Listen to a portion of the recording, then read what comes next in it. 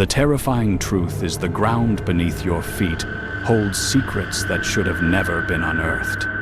Don't let the movies fool you into thinking the Middle Ages were about noble knights and grand castles.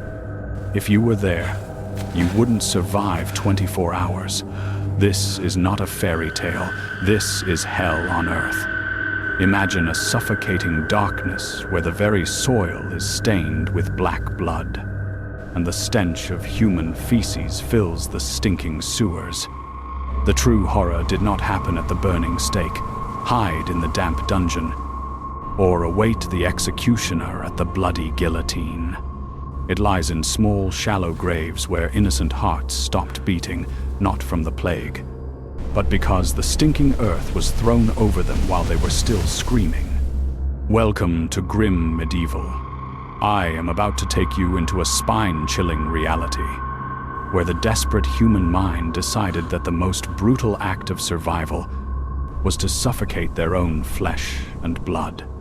Our journey begins in the damp and freezing margins of medieval Europe, specifically during the ruthless years surrounding the Great Famine of 1315. In these isolated villages, starvation did not just devour bodies, it began to tear apart the very soul of humanity. A terrifying rot took hold of the collective mind. When the crops decompose in the frozen mud, and the haunting silence of death fills the air, parents were pushed to the absolute edge. They looked down at their newborns with a chilling mixture of love and absolute horror. These infants, born pale, sickly, or simply different, were no longer seen as divine blessings.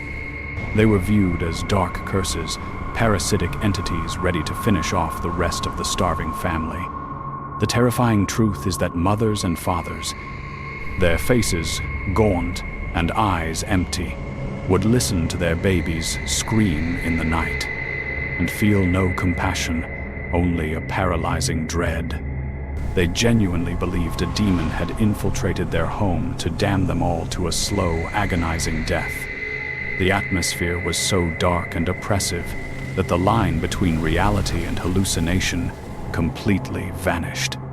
To understand how a mother could extinguish the life of her child, we must delve into the terrifying folklore of the changeling.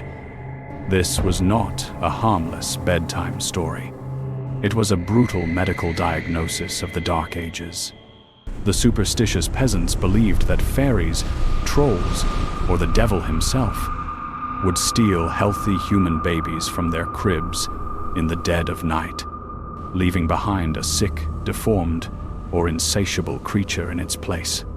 When an exhausted, malnourished mother looked at her child who refused to grow, who suffered from what we now know as autism or Down syndrome, she did not see her baby.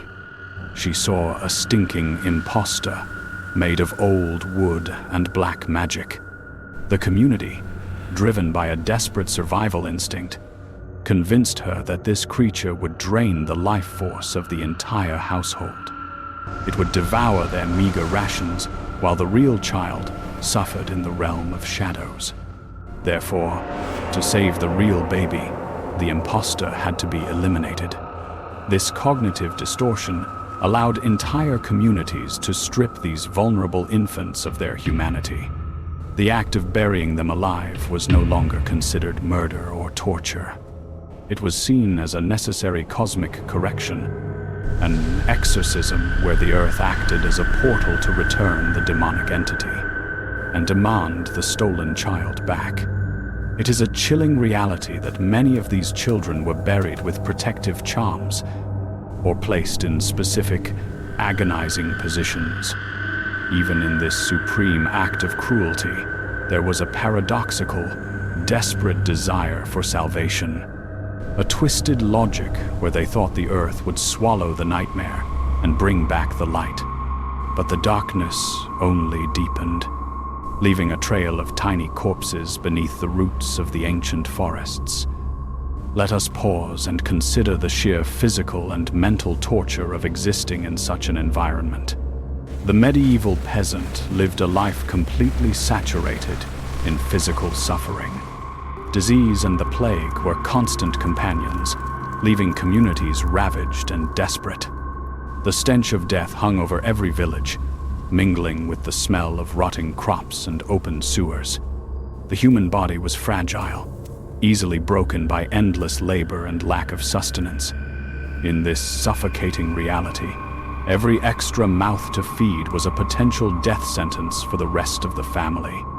The brutal economics of survival dictated their every move.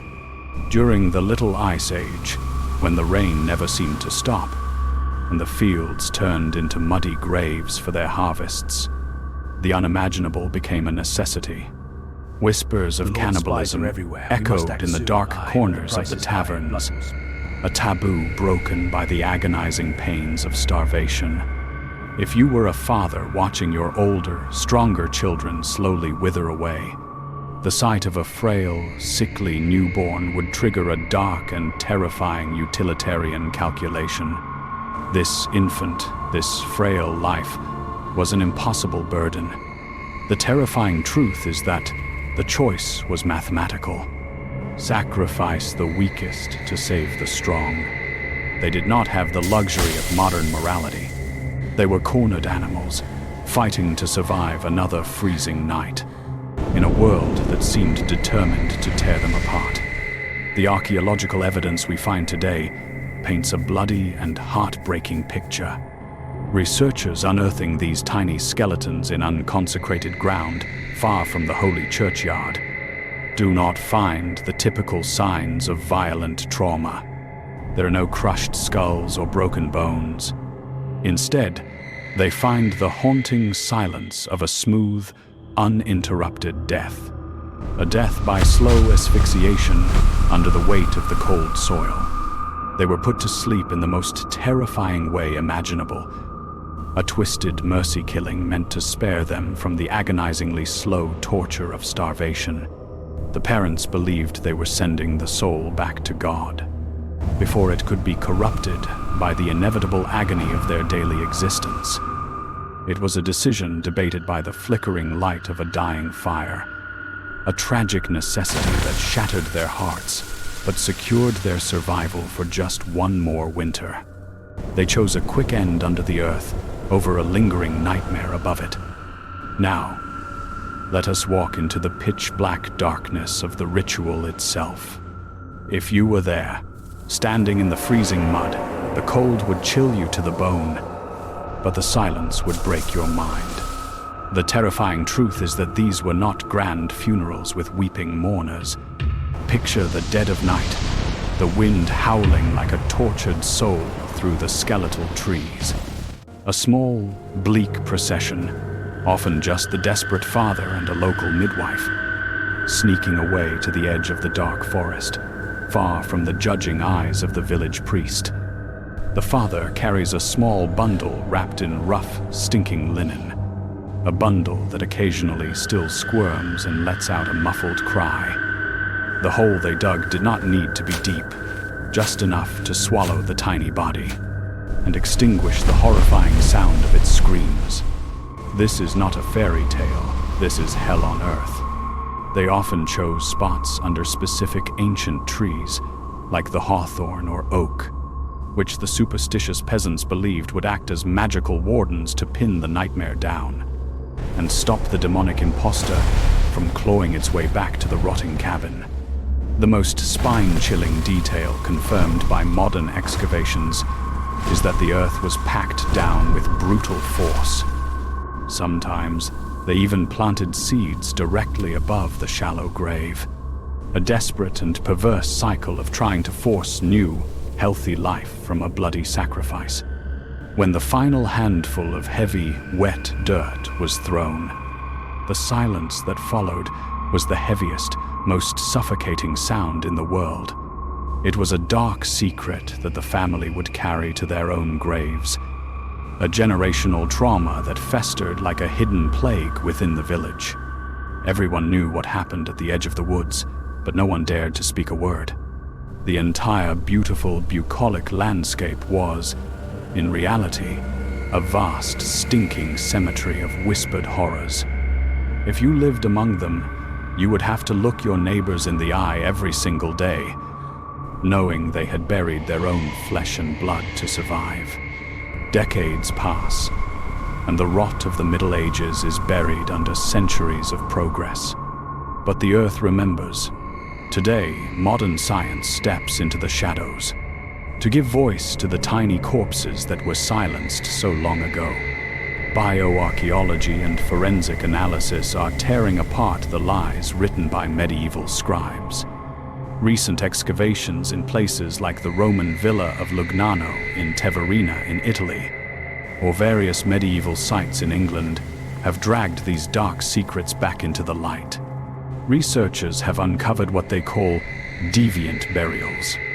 The positioning of these fragile bones tells a story of absolute, paralyzing fear.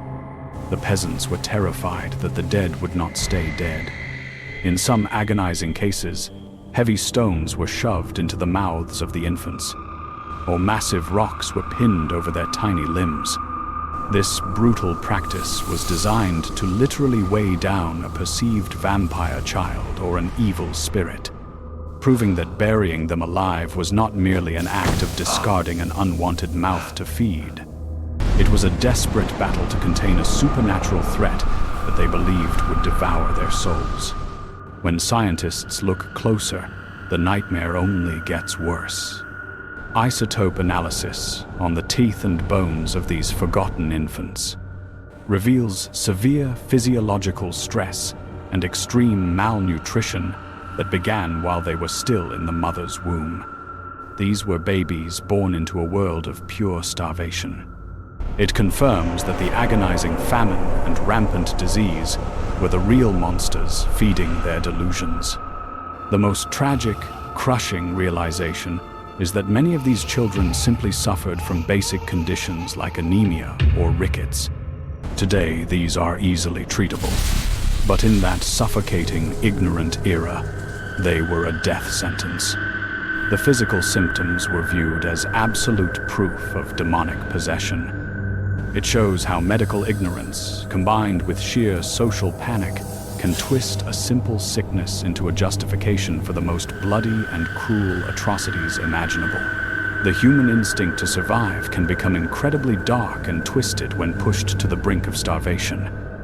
You must realize that the terror did not just come from the ignorant peasants.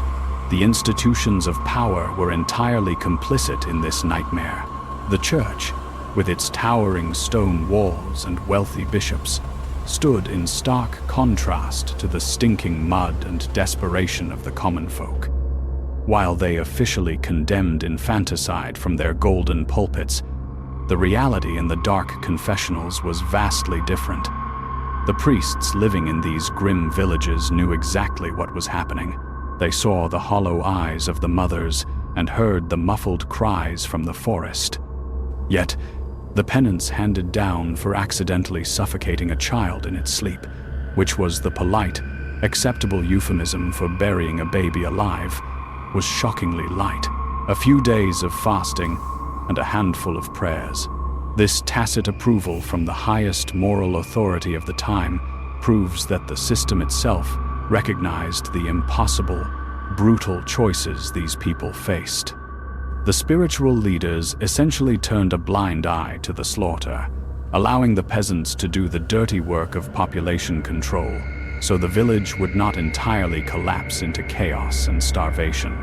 Sometimes, the desperation was so thick you could choke on it.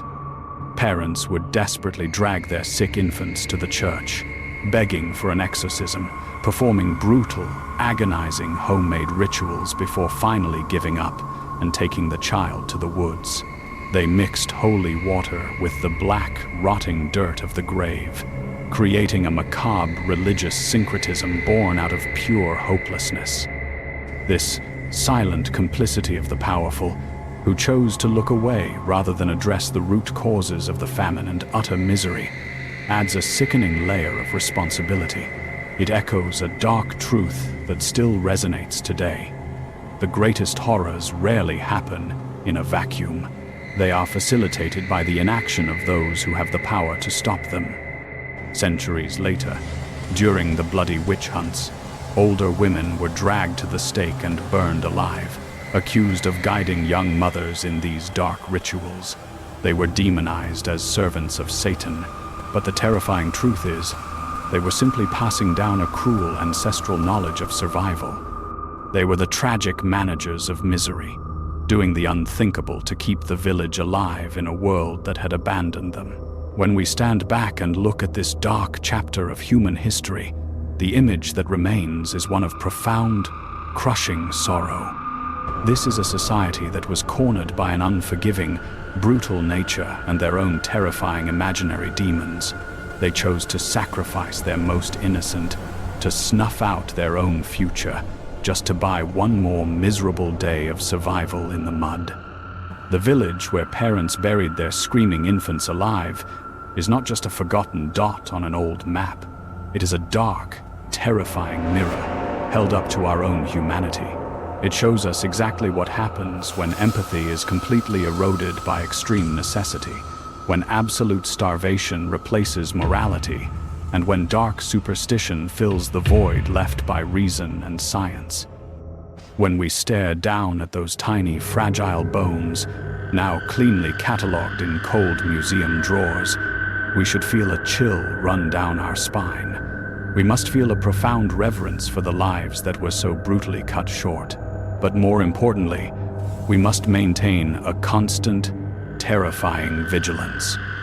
The dark instincts that drove those peasants into the freezing woods are still buried deep within us. The story of these forgotten babies is a silent, agonizing scream that has pierced through centuries of packed earth to reach us today. It demands that we never forget that our civilized world is merely a thin, fragile layer stretched over ancient, bloody instincts. Under the wrong circumstances, if the desperation becomes deep enough and the fear becomes blinding enough, the dark earth could once again be seen as the only solution to the problems we refuse to face. Do you think you could have resisted the madness? Do you think you would have been the one to stand against the starving village and save the child, or would you have been the one digging the hole? This is Grim Medieval, bringing you the brutal reality of the past. If you want to continue uncovering the darkest secrets of human history, hit that subscribe button and turn on notifications. Don't miss our next video, where we will reveal the agonizing truth behind medieval medicine, a cure that was often far worse and far bloodier than the disease itself. Until then, remember, the past is never truly buried.